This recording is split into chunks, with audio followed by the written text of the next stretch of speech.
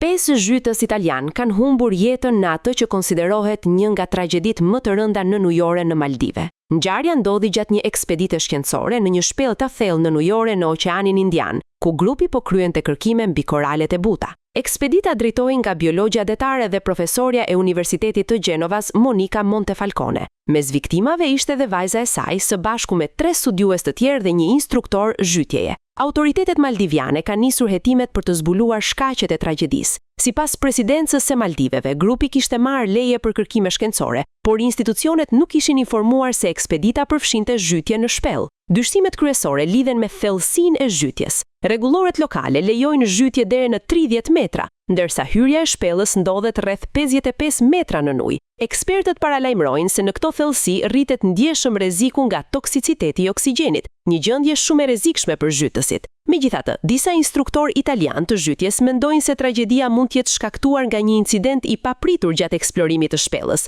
dhe jo domosdoshmërisht nga problemet me oksigjenin. Ndërkohë, autoritetet kanë pezulluar aktivitetin e anijes që transportoi grupin italian, pasi dyshohet se nuk kishte licencën e nevojshme për organizimin e ekspeditave të specializuara të këtij niveli.